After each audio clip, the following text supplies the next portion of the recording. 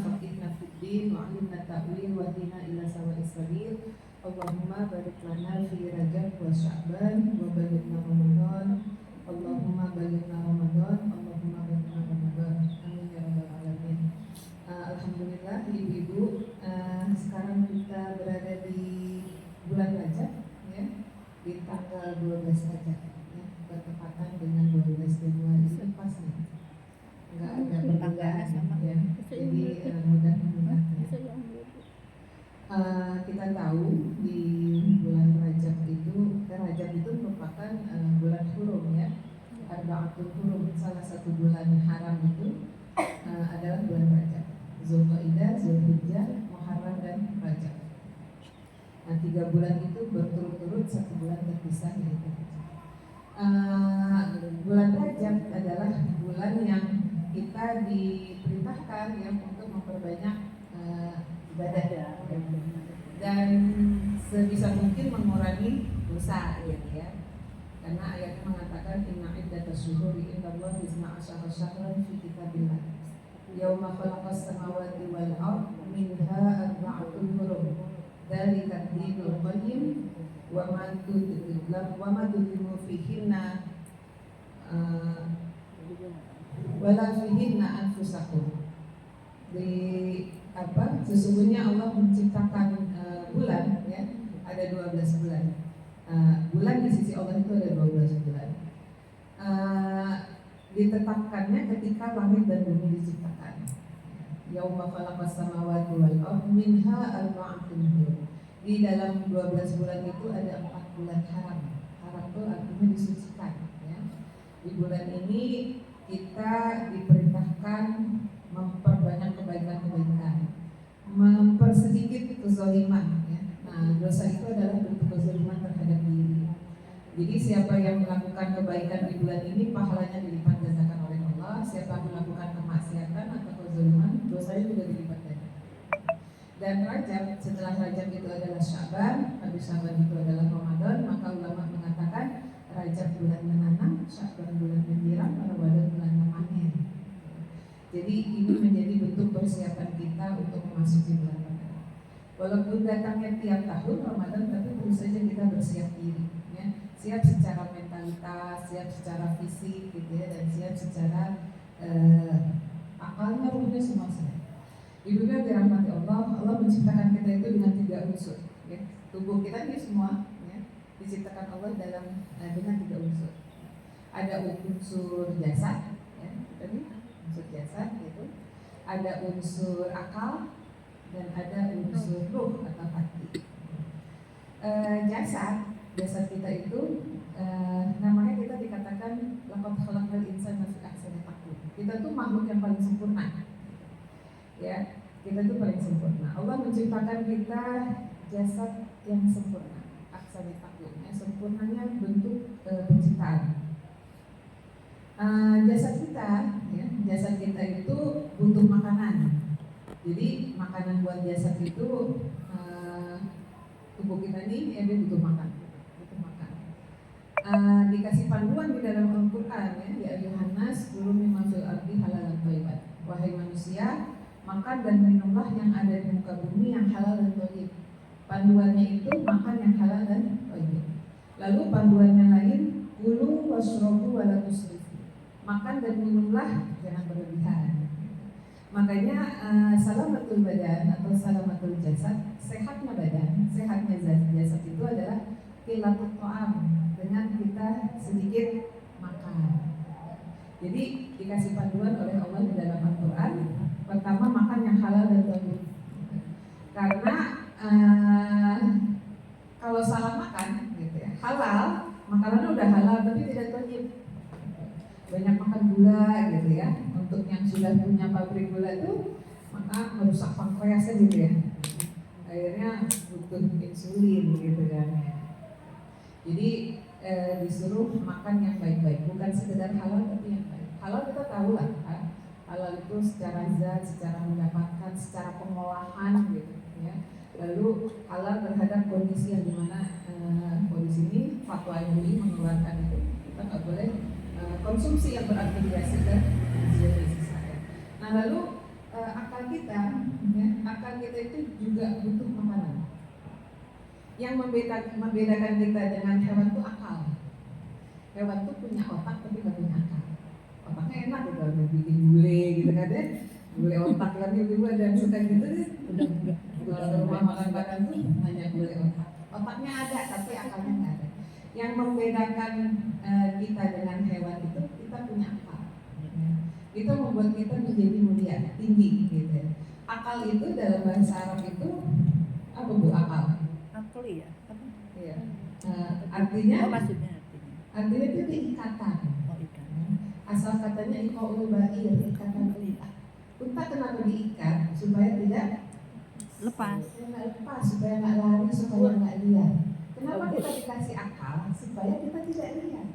Makanya ayat Quran sering mengatakan afala taqilun. Apakah kamu tidak menggunakan akal, mau ikatan? Bukan udah dikasih ikatan sama Allah, udah diikat itu. Orang Arab tuh pakai igal, kan ada kerudungnya tuh sorbannya. Terus igal tuh ikol dari kata sama itu, ikatan dia supaya nggak lari. Si kain itu nggak lari-lari. Orang Arab itu bilang kof itu go. Orang Saudi, jadi beberapa wilayah itu sebenarnya beda-beda. Kalau orang Saudi kof itu go, ikol jadi igal, ya. Kolbi jadi galbi. Nah kalau ibu suka dengar lagunya Maher Zain, Maher Zain itu bukan kolbi dia itu orang Turki. Albi, orang Mesir itu Albi, bilang kolbi, Albi beda lagi, berbeda ya, jadi nggak sama. Tapi Albi, kolbi, galbi. Albi kan ada lagu Albi gitu maksudnya. Nah kenapa kita dikasih akal? Karena supaya kita punya ikan dulu supaya nggak liar, gitu ya. Makanya ayat Quran afala taqilun, afala tafakkarun gitu. Apakah nggak difikirkan? Apakah kamu tidak mau? Udah dikasih akal, udah dikasih ikatan, makanya akalnya harus dipakai gitu. Nah itu membuat kita lebih tinggi dari hewan karena kita punya akal. Sama nggak punya otak, dia punya otak tapi dia nggak punya akal. Akal itu ikatan. Jadi aneh kalau maaf ya kalau kita ngeliat orang tingkahnya aneh, nggak punya malu, tadi bilang kayak nggak punya akal ya gitu. Jadi akal itu adalah ikatan. Ketika kita agak liar dalam berpikir dan bertindak, bisa jadi ikatan kita sedang lepas. Waduh, udah dikasih kok nggak dipakai gitu. Diikat dong ya, yang benar diikat yang kan. Karena kita sedang. Nah apa kebutuhan akal kita? Ilmu pengetahuan. Kita butuh ilmu. Ini kan menjelang Ramadan ya. Menjelang Ramadan supaya nanti kita kuat ya, kita siap dalam menghadapinya. Dari sekarang ya baca-baca lagi fikih seputar puasa gitu ya. Fikih seputar Ramadan karena dia butuh ilmu. Harus mendapatkan ilmu yang benar. Kalau ilmunya salah, lihat dia nanti gitu ya. Jadi harus yang tepat. Nah, lalu unsur yang lain dari dalam diri kita itu adalah ruh, hati. Nah, hati itu punya kebutuhan hati itu adalah nilai-nilai ya. Kebaikan itu adalah kebutuhan hati. Kebutuhan hati itu adalah berbagai macam bentuk peribadatan kepada Allah itu adalah kebutuhan hati kita tuh butuh seperti itu karena hati kita bisa sakit ya. Sebagaimana tubuh kita bisa sakit, hati bisa sakit. Sebagaimana tubuh bisa mati, hati juga bisa mati. Nah, ibu yang dirahmati Allah, makanan akan nikmat, gitu ya. Makanan itu akan nikmat kalau kitanya sehat, gitu. Ini kan enak nih, gitu, ya. Bawa apalah gitu ya. Dia itu akan terasa nikmat kalau kitanya sehat. Nikmat makanan itu di samping sehat, lapar. Lapar tuh bikin enak.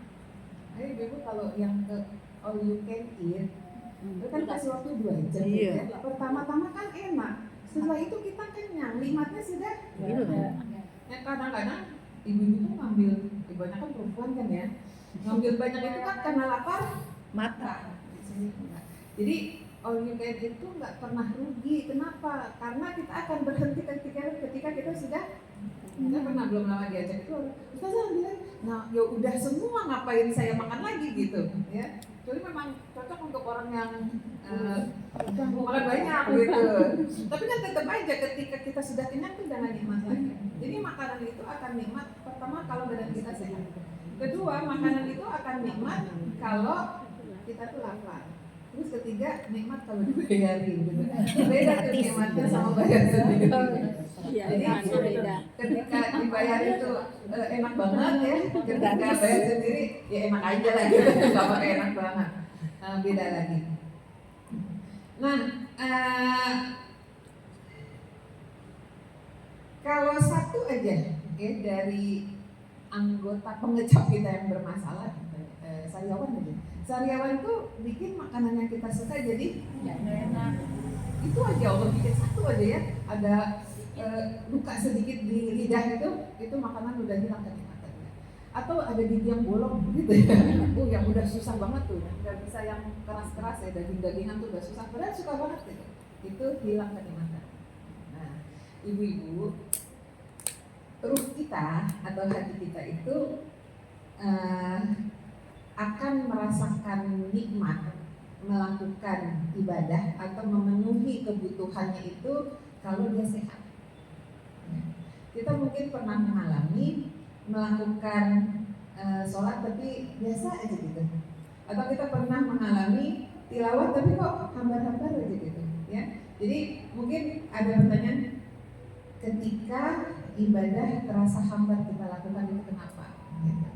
Nah, makanan yang tadinya kita suka banget dan enak itu terasa hambar dan biasa saja, menjadi tidak nikmat ketika badan kita sakit.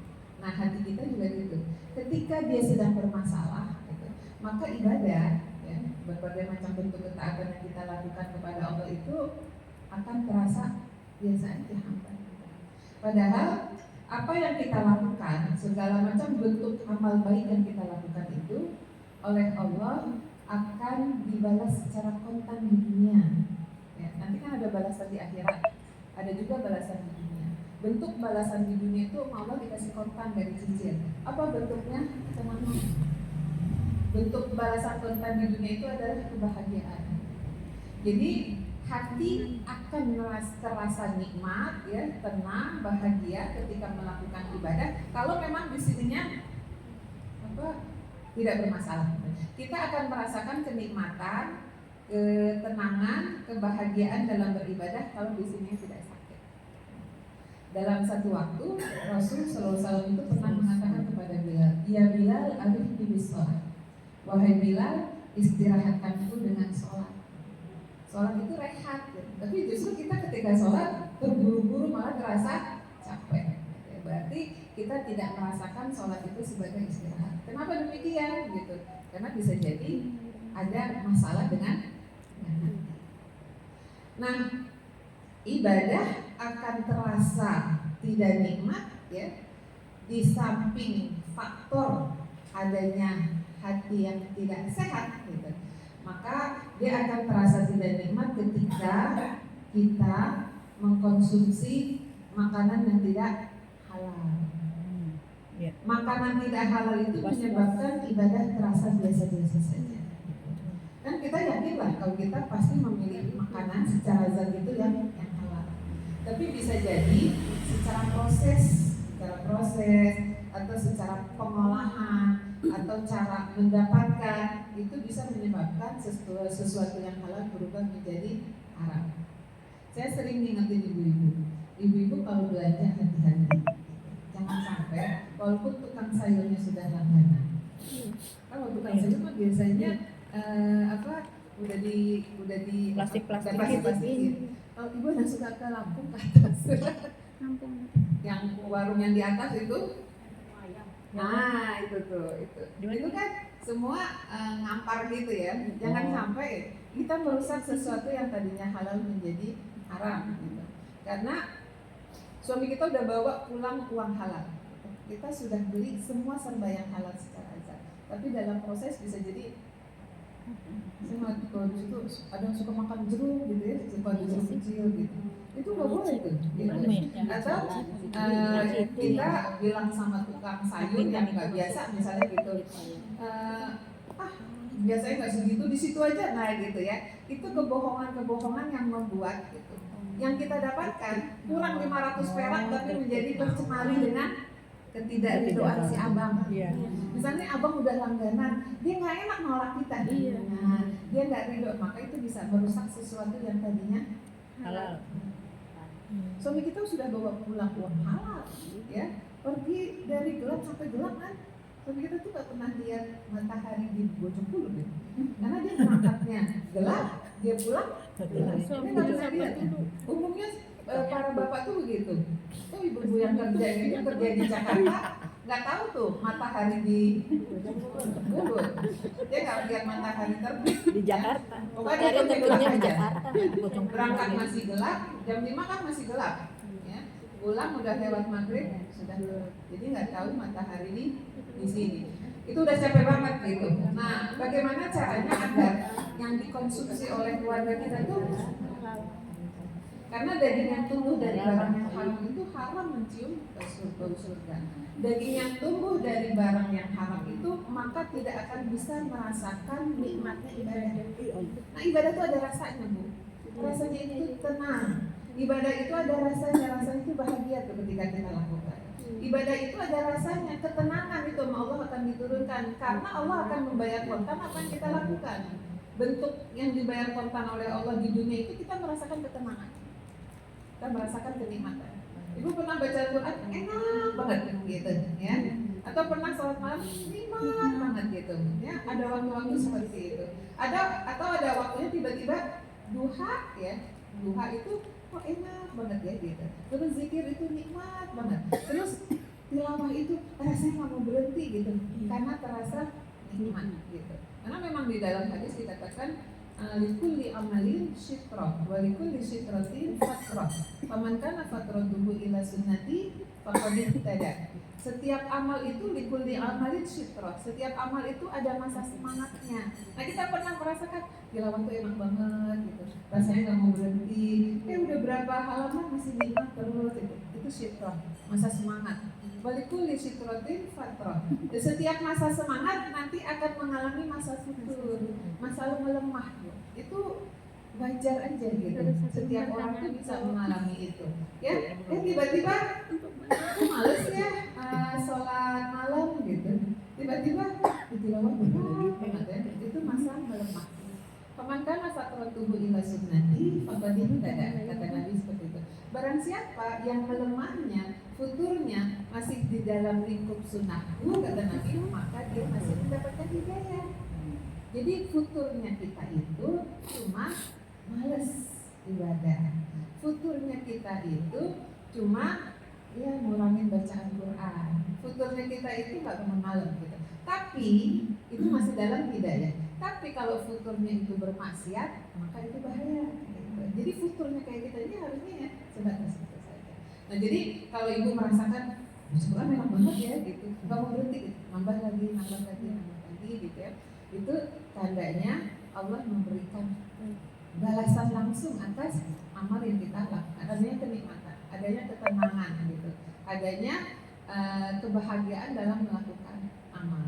Nah, kenapa gitu? Kenapa terkadang kita tidak merasakan nikmat, merasakan hambat? Nah, pertama kali koreksi konsumsi kita. Enggak pernah makan yang haram, iya memang enggak pernah.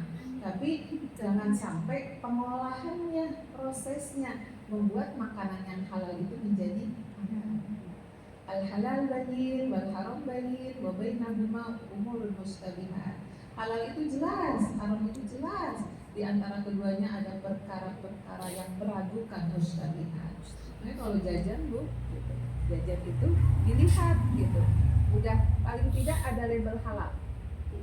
Label halal itu Dia mic-nya. Mic. Mati. Itu kali baterai.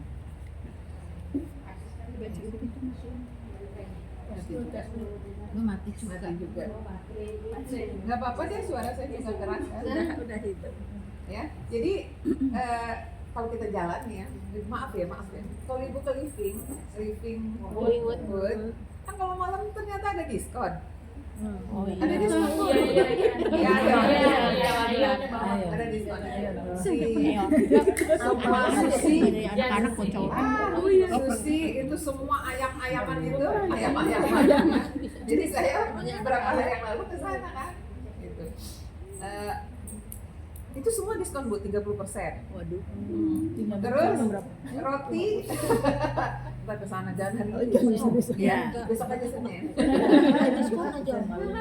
Kata sih kalau Sabtu Ahad katanya enggak gitu. Oh iya. Saya lagi ada urusan lah gitu ya kemarin tuh. Jadi ke situ tuh pas jam 8 apa jam 8 kalau nggak salah. Ah, itu diskon Bu. Oh itu penuh Bu, perut gitu penuh diskon. Dan ibu-ibu itu paling seneng yang diskon.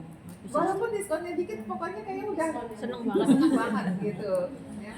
Akhirnya penuh tuh Bu, sushi-susian penuh gitu. Sushi itu orang penuh deh di situ. Ada nasi goreng, ada apa, spaghetti gitu-gitu, itu semua ada Bu, lengkap. Bisa buat makan besok gitu. Nah kita kan muslimah yang interaksinya dengan Al-Quran itu sering gitu ya. Ya kita jangan mikir diskonnya aja, kita mikir halal nggak? Nah gitu, tapi sudah dipastikan itu halal. Halal nggak? Kita harus seperti itu. Ada tempat-tempat yang diskon gede itu, jangan setelah itu tergiur. Kita harus pikirkan, ini halal apa enggak? Karena itu mempengaruhi ibadah kita. Itu mempengaruhi nanti masuk surga apa enggak? Gitu. Cuma karena yang tidak seberapa harganya merusak itu, ya merusak proses kita sampai ke surga. Itu kebanyakan ibu-ibu. Jarang saya lihat bapak-bapak yang mau antri. Nah, ibu-ibu tuh kayak merasa hebat banget dah kalau udah dapet diskon, kalau udah bisa nawar gitu ya. Senang banget. Nanti kalau mau coba boleh nanti ya gitu. Bagus hari Senin. Saya hari Selasa kemarin.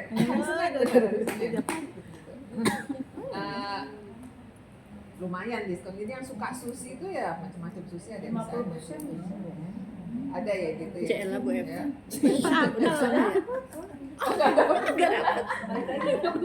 Udah antri nggak dapet lagi. Pemburu diskon.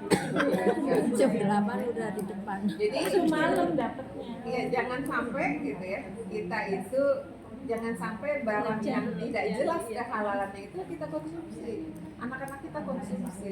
Karena kita bertanggung jawab itu atas konsumsi keluarga. Konsumsi keluarga itu bertanggung jawab adalah ibu. Suami udah bawa buang halal kan. Tinggal kita pengolahannya. Ya, jangan misalnya nawar jangan sampai nyakitin, itu nggak boleh gitu ya. Apalagi cuma kurang 500 perak, kurang 1000 perak, uang 1000 di rumah juga kan geletak-geletak gitu aja gitu kan, bukan yang di apa, bukan yang di emak-emak gitu kan ya, kecuali 10.000. Nah jangan sampai karena yang segitu merusak. Iya betul. Ya. Jadi kenapa ibadah terasa hambar? Pertama koreksi konsumsi kita. Konsumsi keluarga kita tuh harus dikoreksi.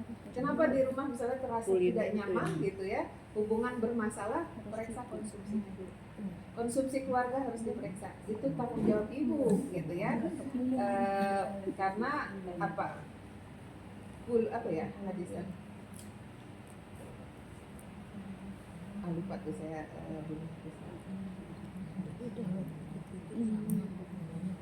Nah, setiap jiwa itu adalah akan dimintai pertanggungjawaban gitu ya. Dan seorang ibu itu akan dimintai pertanggungjawabannya di Keluarga. Itu yang pertama. Yang kedua, kenapa ibadah terasa tidak nikmat? Nah, periksa hatimu. Periksa hati kita. Ibu tahu nggak? Anggota tubuh yang cepat pegel apa? Kaki. Semua kaki. Hati. Anggota tubuh yang cepat pegel itu hati. Pegel hati. Anggota tubuh yang cepat pegel itu hati, bukan Kan? kaki. Tuh. Asam urat. Masak Dewi lama jadi itu. Asam urat kita Itu anggota tubuh kita keseluruhan termasuk kan tadi kita ada 3 unsur. Iya. Yang paling cepat lelah, yang Hati paling lelah. cepat kotor. Jelas. Kotor hati kayaknya juga. Kan gitu. Ketika melihat tadinya saya baik-baik aja nih saya datang ke sini kan. Terus melihat sesuatu yang bikin hati saya jadi nggak enak gitu ya. Misalnya, orang itu enak banget ya, bajunya cakep banget gitu. Itu kalau pas kondisinya lagi bermasalah, biasanya pegal. Kok aku nggak punya gitu. Ini nyonyanya mana ibunya? Ya.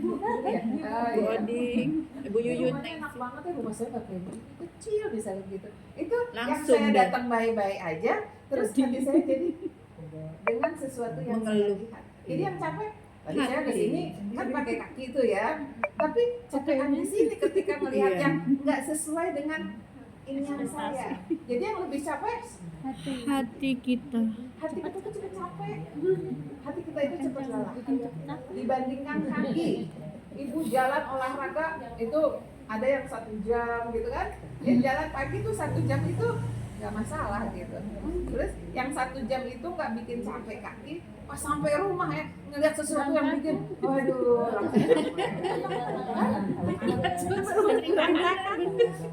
Kayak suami pulang ke rumah kalau kita nggak berseri-seri ya harus aja ya. Capek suami hati. iya Udah capek Jadi kerjaan, sama. capek hati. bener Lihat bininya cemberut. Capek Ya makanya hatinya begini akan hilang kalau Baik-baik aja nggak kelihatan. beda bu. Beda loh. Enggak dong. Jadi gampang daripada istirahat di mati.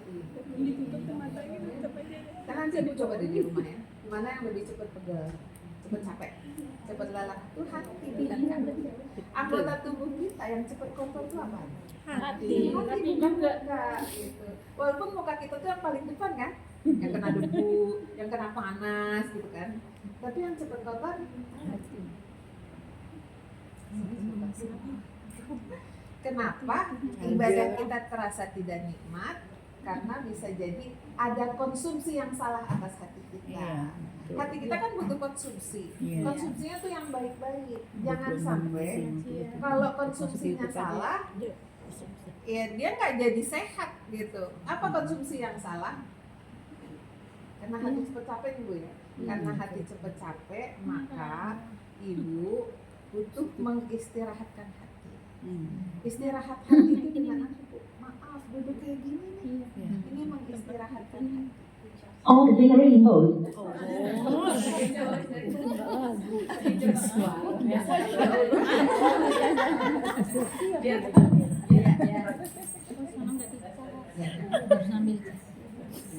Ya, jadi badan kita kan kalau capek harus istirahat. Nah, hati kita juga butuh istirahat. Istirahatnya hati itu dengan duduk kayak gini nih Bu.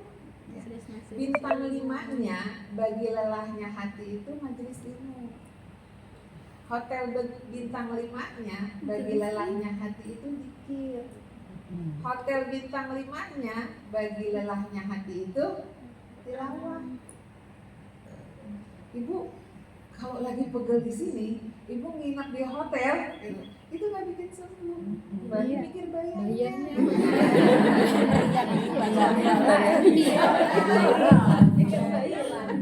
Tambah pegel gitu. Pesan makanan lihat harga atau lihat harga gitu. Jadi dia butuh istirahat. Makanya kata Nabi SAW itu kepada Bilal, ya Bilal arihni bis shalah. Wahai Bilal, istirahatkan aku dengan sholat. Istirahatkan aku dengan sholat. Sholat itu menjadi rehatnya bagi seorang mukmin. Tapi kenapa kita sholat malah suka lupa rakaat? Karena kan buru-buru, ya. Suka salah bacaan karena kita pengen buru-buru selesai. Kalau yang dibilang buru-buru selesai, di mana rehatnya kan? Berarti nggak menjadi rehat. Kenapa kayak gitu? Berarti ada yang salah dengan hati. Jadi ibu-ibu sebelum pijitin badan, obatin pijitin. Gampang tuh pegelnya kaki 3 pagi tukang pijit. Tapi kalau di sini bermasalah, maka dia harus direhatkan. Cara kita merehatkan itu salah satunya duduk kayak gini Bu. Duduk kayak gini tuh bukan karena tausiahnya. Ibu ketemu teman bersalaman itu udah ngegugurin dosa. Ibu ketemu teman silaturahim itu udah dapat pahala gitu. Itu udah dapat sesuatu berkumpul seperti ini. Jadi hati kita itu butuh diistirahatkan. Salah satu bentuk mengistirahatkan hati itu bermajelis ilmu. Makanya bersyukur ya punya taklim seperti ini. Gitu. Setahu saya di RT saya nggak ada. Ada Bu, asalnya yang Enggak. Pokoknya di grup nggak Asalnya pernah itu ada. enggak, asalnya itu ya. tapi kan Asalnya RW. Satu. KM Asoleha itu RW. Banyak keluarganya Bu, jadi Asoleha itu RW, aku yang bikin. tapi banyak kan yang daerah Cuman sono. kalau Majelis Talim Al Hidayah itu umum, Asoleha itu Ini Asoleha. bukan Anur. Asoleha juga RW tapi lebih ke NU gitu, yang Yasin tahlil gitu. Nggak tahu tuh saya. Gitu. Ya Saya makanya suka ngisi Yasinan di juga saya di di KN daerah mana. di blok KN KB, juga ada. KC gitu. Di blok KN RT 9 RT 10. Oh, ada ya. Dulu ada di RT 8 ada. KN saya pernah diundang juga KN. Ya kan? RT 9 10 ada. 9 sebuah ya 9 sama 10. Kok RT saya ada 1. Nanti bilang dong sama Bu. Kan ada Bu Novi ya di. Sedikit ya. Nah jadi ada pasti udah nggak di tempat lain. Tapi ini majelis yang bagus gitu. Bagus karena dia mengistirahatkan hati kita. Karena hati kita itu capek jadi butuh istirahat. Hati kita itu lelah jadi butuh istirahat. Hati kita itu mengalami pegel-pegel gitu ya. Jadi butuh diistirahatkan. Cara mengistirahatkannya itu salah satunya adalah dengan bermajelis seperti ini. Nah itu juga dirahmati Allah. Kenapa ibadah kita terasa hebat? Salah satu faktor di samping itu tadi konsumsi yang tidak halal, ibadah akan terasa hambar itu kalau memang ada masalah di hati. Satu masalah misalnya, saya pernah nyampein kalau nggak salah ya, Nabi SAW itu ketika kecil itu pernah dibelah dadanya. Waktu itu di rumah ibu Bu Harti ya? Bu Harti. Bu Sri apa? Ya, saya pakai baju biru-biru di Oh, Bude Heri. Salah satu yang dibersihkan dari dada Nabi itu adalah sedih. Sedih itu kenapa harus dihilangkan? Kan pada saat itu Nabi sedang mengalami amul hazan namanya, tahun kesedihan ya, kehilangan istri tercinta Khadijah, kehilangan paman, lalu terjadi boikot ekonomi gitu ya. Nah itu beliau dibelah lagi dadanya, ya, dibersihkan lagi sebagai bentuk persiapan melakukan Isra dan Mi'raj gitu. Nah Isra Mi'raj itu bentuk hiburan yang Allah berikan kepada Nabi Muhammad SAW. Ketika kecil, ya, beliau dibelah dadanya, dibersihkan dalam dirinya itu bengil. Nah itu ingat ya, bengil dan hasad. Lalu ketika besar itu dibelah dadanya lagi, dibersihkan itu sedih, hazan dan khauf, khawatir. Kenapa hazan itu tidak baik gitu ya? Kata Imam Ibnu Qayyim di dalam beliau mengatakan bahwa kata hazan, kata sedih tidak akan kita temukan di dalam Al-Quran kecuali dalam bentuk yang dilarang. Wala tahinu, jangan kamu bersusah hati. Wala tahzanu, dan jangan kamu Bersedih. Ya, hazan itu kata Imam Ibnu Qayyim sangat disukai oleh setan. Kenapa setan suka seorang mukmin itu sedih? Karena melemahkan hatinya. Ibu kalau lagi sedih itu males biasanya. Gitu. Perempuan itu makhluk yang paling ekspresif. Perempuan itu kalau lagi sedih, kalau lagi kesel, kalau lagi marah, apaan aja disebut. Luar itu cara dia mengekspresi, maaf ya, sama anak itu kalau lagi marah tuh apaan aja disebut gitu. Karena perempuan tuh ekspresif banget gitu. Tapi kalau udah sabar nggak ada duanya Bu, pol kesabarannya. Tapi kalau lagi marah juga pol juga gitu ya. Saya sedih banget kalau misalnya seorang ibu tuh ke anak tuh kasar, apa aja disebut gitu, yang enggak tuh disebutnya perempuan seperti itu. Di dalam Al-Quran ada 2 surat yang kita hafal ya, yaitu surat Qul a'udzu birabbil falaq dan Qul a'udzu birabbin nas.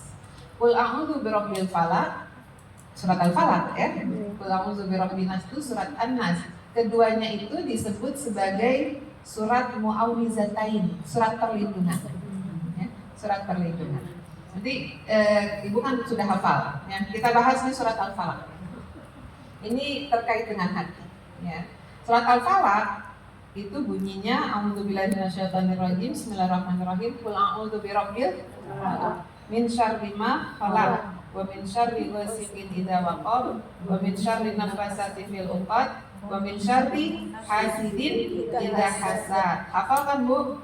Qul a'udzu birabbil falaq, aku berlindung kepada apa?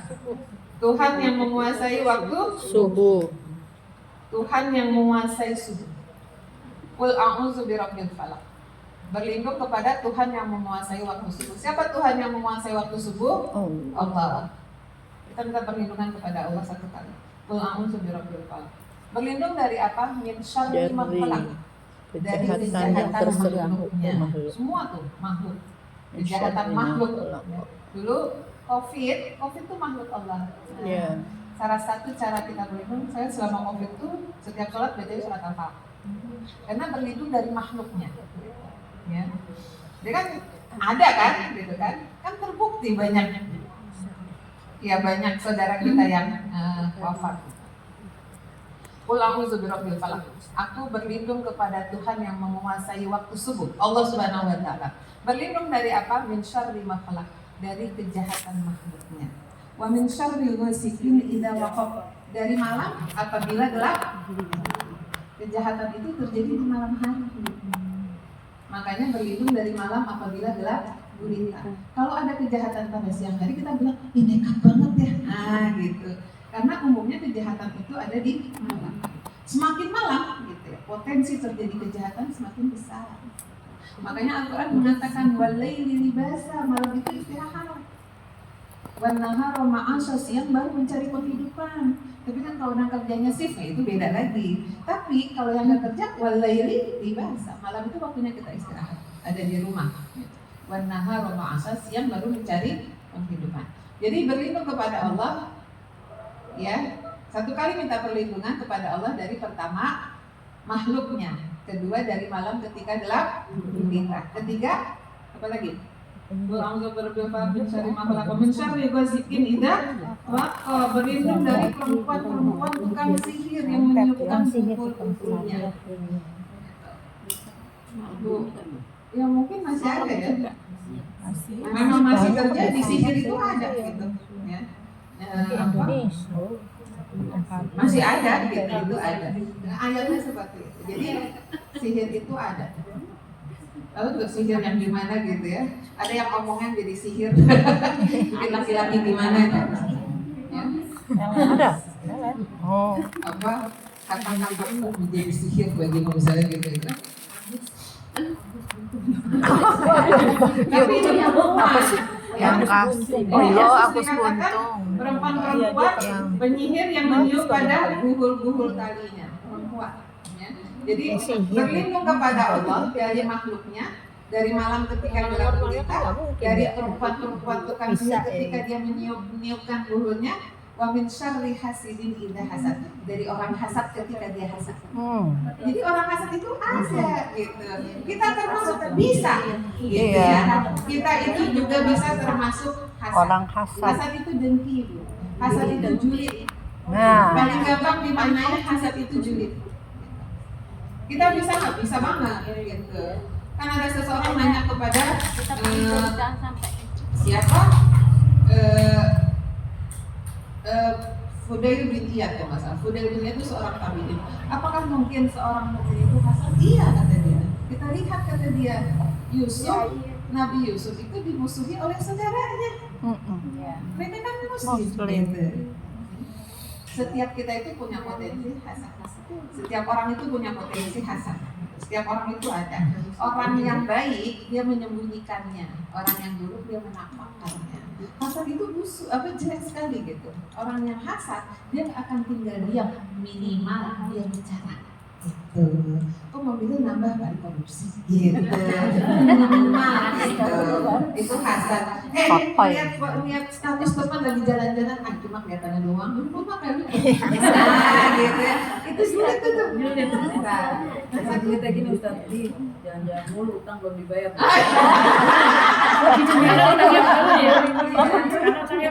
Bayar utangnya Bati. Jalan-jalan mulu tapi pas dari bayar.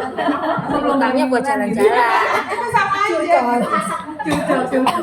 Asal tuh sulit. Berarti kalau diucapkan jadinya hasan. Enggak ya? Enggak diucapkan ke asal. Jadi iya orang buruk dia menampakkan. Iya benar. Berarti kalau dia ucapkan Iya. Iya. dia menampakkan. Tapi kan di dalam hati aja kita udah harus bersihin. Iya.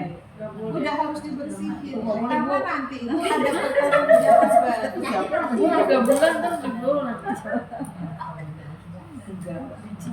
Ya. Apa namanya? Nggak boleh di.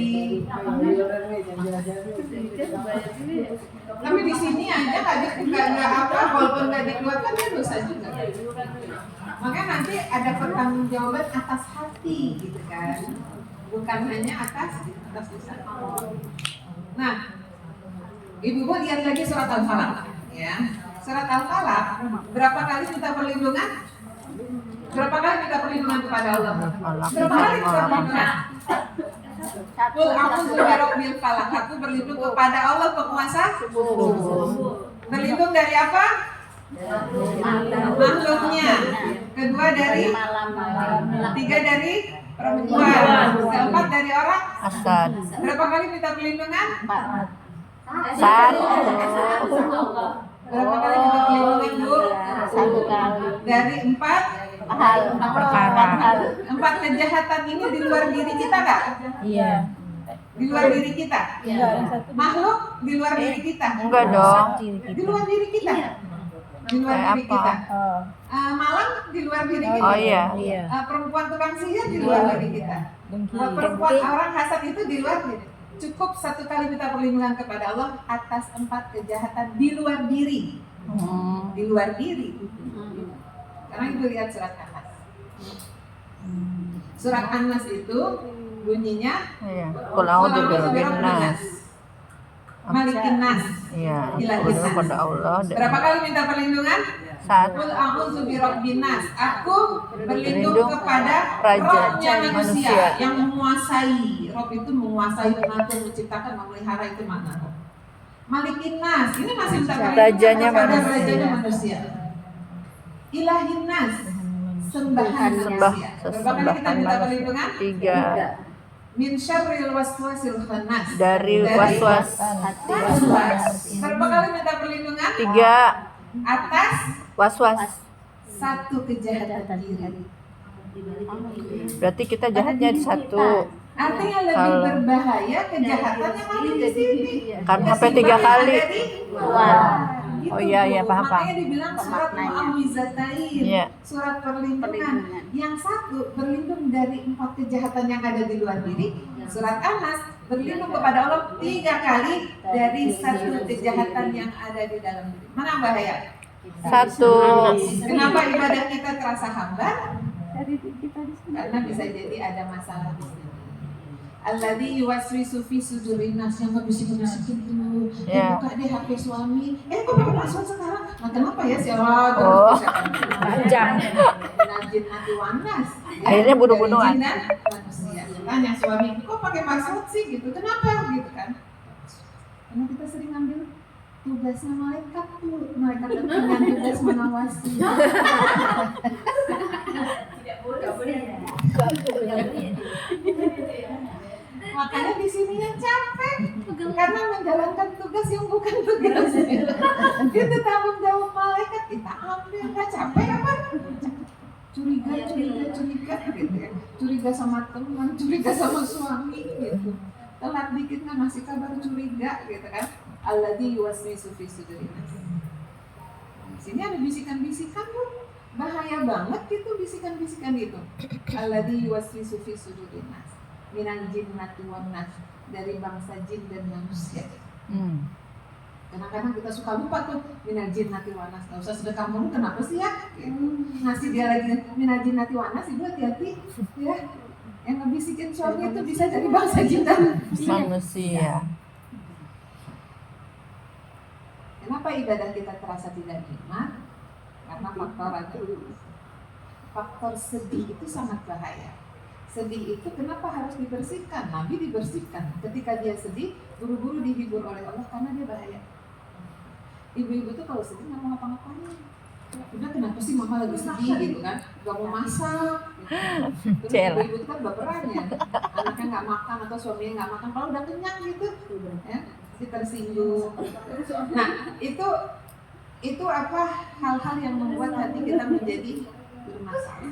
Kalau sudah seperti itu, maka ibadah yang seharusnya terasa nikmat itu jadi hambar. Ibadah yang seharusnya kita merasakan ketenangan, kebahagiaan, gitu kan? Karena itu tadi likulli amalin syitra, setiap amal itu ada masa enaknya. Tapi kok sering nggak enak, berarti ada masalah. Oh sudah koreksi konsumsi aman-aman aja tuh, koreksi hati coba. Gitu, ya koreksi hati. Oh hatinya surat An-Nas sama Al-Falaq tuh diingat aja terus gitu, diingat terus, itu paling gampang gitu ya. Al-Falaq itu berlindungnya 1 kali ke Allah atas 4 kejahatan di luar diri. An-Nas itu berlindung kepada Allah 3 kali atas 1 kejahatan yang ada di sini. Was-was dari was-was alladzi yuwaswisu fi sudurin nas minal jinnati wan nas. Itu kedua, kenapa ibadah kita hambar? Bisa jadi karena faktor salah memberikan makan hati kita. Ya. Lalu yang ketiga, ibu-ibu, kenapa sih ibadah kita terasa tidak nikmat? Periksa lisan kita. Karena lisan kalau bicara nggak bagus itu dia mengotori hati. Kalau sudah seperti itu, maka nanti kita nggak merasakan kenikmatan ketika kita cara yang man amana billahi wal yaumil akhir falyaqul khairan aw liyasmut. Barang siapa beriman kepada Allah dan hari akhir, maka hendaklah dia berkata benar atau diam. Ya, berkata yang benar atau diam. Makanya itu tadi, ibu-ibu itu kalau udah ibu tuh paling ekspresif tuh gitu. Kalau udah marah apa aja keluar. Kalau udah sabar nggak ada hati. Tapi kalau udah marah, udah kesel gitu, itu lagi sedih, terus lagi menstruasi gitu kan. Ya kan kita mengalami siklus hormonal itu tadi yang membuat kita kadang-kadang jadi siklus hormonal itu mempengaruhi bicara, mempengaruhi sikap gitu ya, mempengaruhi kita dalam banyak hal gitu. Makanya ayat yang bicara tentang haid itu Allah ditutup dengan taubat. Innallaha yuhibbut tawwabina wa yuhibbul mutatahhirin. Allah tahu perempuan ketika sedang masa menstruasi bisa saja dia berbuat dosa gitu. Allah tahu perempuan ketika haid ya, dia bisa aja dia melakukan kehilafan. Karena itu kondisi yang tidak bisa kita hindari gitu. Makanya akhirnya kita disuruh memperbanyak istighfar. Jadi lisan itu harus dijaga gitu ya.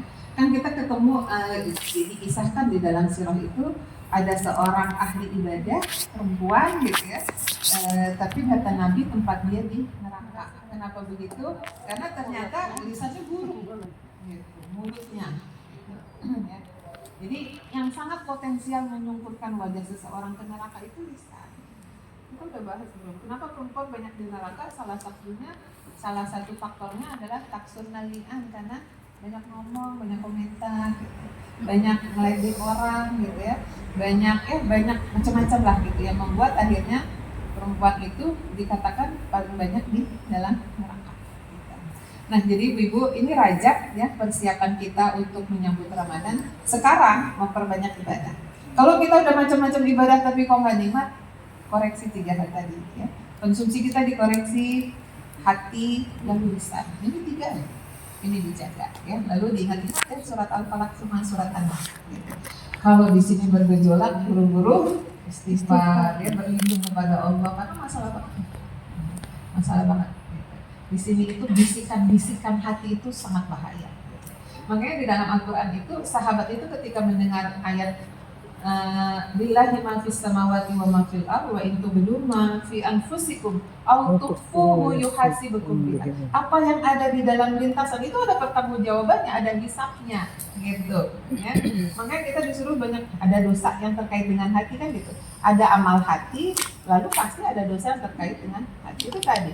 Hasad ketika belum diungkapkan aja udah dosa, apalagi sampai dikeluarin. Real gitu ya, kita kan udah pernah bahas.